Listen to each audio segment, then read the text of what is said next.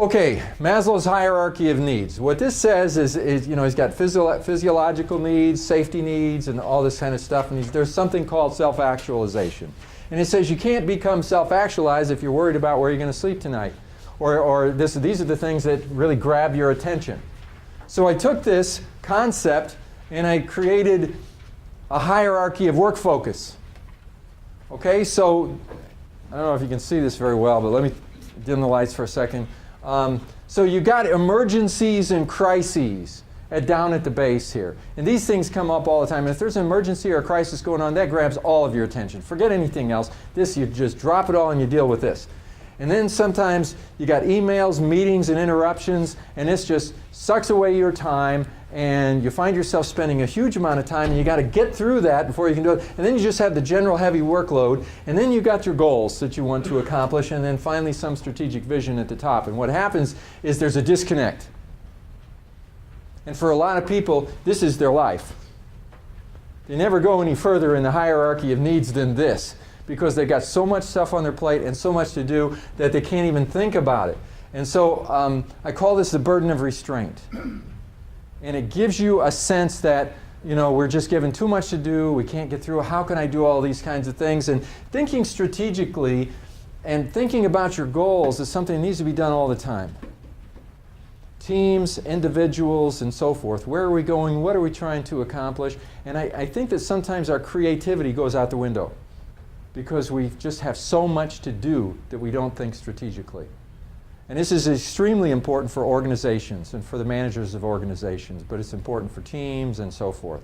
And so part of what we're trying to do here is to streamline some of this stuff so that we create more time so that we can think about these kinds of things and be more of a strategic organization in general. And so the burden of restraint just is the thing that it can cause you to lose your vision, your sense of ownership, your passion for your job. And pretty soon it's just a job, and it seems to be taken away from the rest of your life because you've lost your work-life balance and so forth, and that's something you don't want to have. So all of these things I think are important to keep in mind. Strategic thinking is important in bringing about creativity and teamwork. And what we're about is resource management. When you don't have enough resources, you figure out how to manage the resources you have. If you have fewer FTEs than you had before because of cuts that have happened, then we have to figure out how to manage them and not get stuck in here and not lose our creativity and our strategic focus. So we're going to do a little puzzle. So go to page 12 and you'll see this exercise. And the first thing that I want you to do is to take your pen and right here where the red circle is, I want you to connect this and make this a solid line. Right where the red circle is. Okay? Now this is an individual thing, so everybody's going to do this individually. Once you've done that, then what I want you to do is to go ahead and connect or draw a path from A to B. You actually do it with a pen, and then raise your hand when you get it done. Okay? Hands are going up. Hands are going up.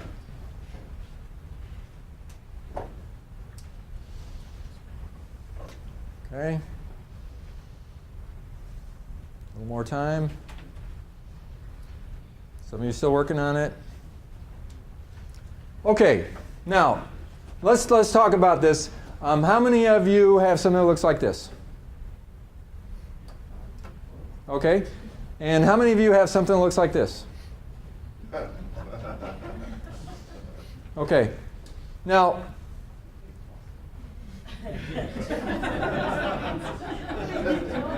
here's your instructions. Please tell us to go in the No. Here's what I told you. Draw a path from A to B.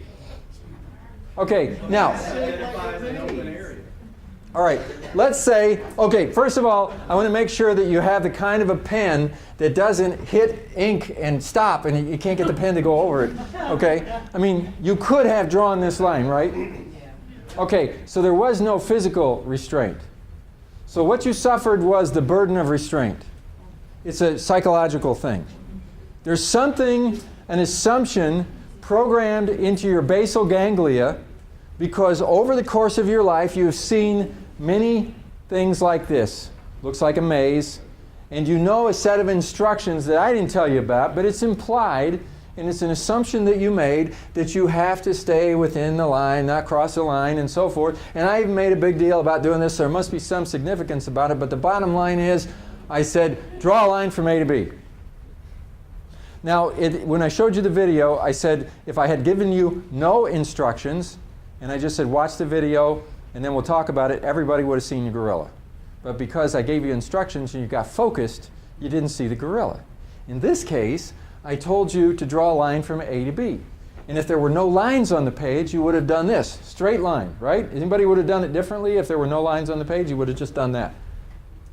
But because the lines were on the page, that actually said to your basal ganglia, run subroutine, run maze completion subroutine. You didn't even think about it. You didn't do this. There were centers in your brain that guided you and said that's the way to solve the problem.